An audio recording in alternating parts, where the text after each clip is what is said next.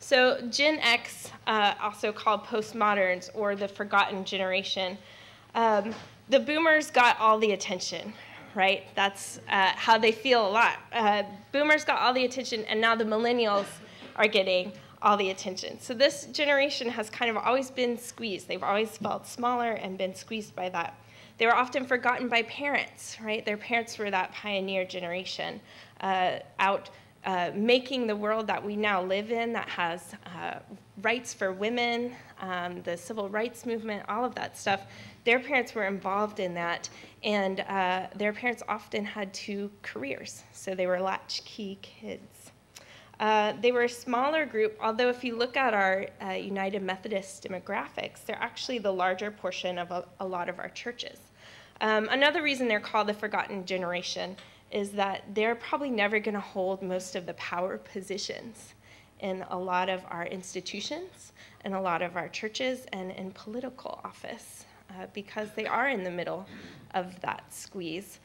They're finding that even if they have worked their way up, the boomers are still there, and sometimes even their parents are still there. So they're not really quite sure where they're going to fit later. So they are often alone. Their parents were working, and they don't really believe this whole, if you work hard enough, you're going to be successful mantra. It's made them pretty skeptical and cynical. They've seen a lot. The United States changed dramatically in their time. They saw, not the great space program that put a man on the moon. They saw an explosion. They weren't part of this huge Cold War industry that developed. They saw the fall of that and the end of that, and this sort of wondering, what is the U.S. identity now that we don't have this enemy that we all saw on G.I. Joe growing up? They also became part of this whole outsourcing movement, where we've now lost a lot of jobs that may have been here in the U.S. as we've become a more global economy. Just some movements to note that happened in their growing up years. The whole AIDS epidemic became a reality for us. So their new identity around sexuality and fears related to sexuality. The whole environmental movement of going green rose with this group. And really this group is probably the biggest purchaser of hybrids. They use a lot of their buying power for environmental causes.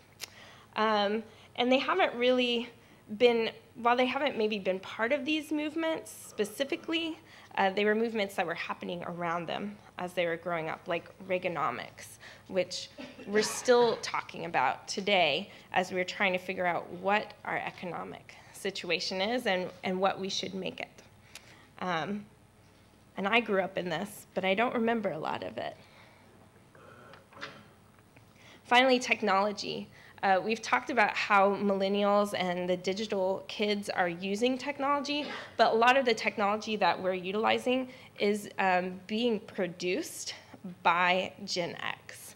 They are the ones, the software engineers that are helping us to do these things. So they came of age during cable television. They were the first users of the internet, and they're the ones developing the apps that we use every day. They are the ones that are really developing Facebook, all those ways that we connect. They're big into that development. Gen X has really always been defined by others, right?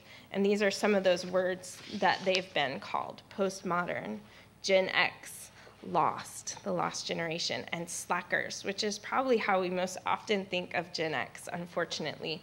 When we think of the term postmodern and we think of that age group, we tend to think of grunge, people that don't have jobs and are just kind of floating through life, and what's the St. Elmo's Fire, all those kinds of movies where we just don't really know what they're going to do. But in actuality, that's not the postmodern group, right? I want to dispel that rumor. In actuality, they're pragmatic and self-educated. They're always preparing for what others are going to do to them because they've never really felt part of those movements. They're really always preparing for what's going to happen around them. And then they're tough and capable in those situations, and they figure it out. They adapt for survival. They value their independence, and they're fiercely loyal to their families, but that could be the blood-related family, or it is most often their created family, like what we see in Friends. If you've ever watched an episode of Friends, that's a group of Gen X folks creating their family. They're not really connected so much to institutions. They also are always striving for a healthy work-life balance, and I really think a good example is that highly involved dad.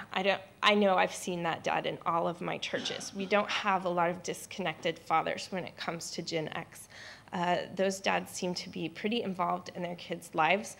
They are usually part of PTA. That's not just a women's group anymore. When you're talking about a Gen X family, men take a lot of initiative in their child's life, education, sports. Those dads are super involved and super busy.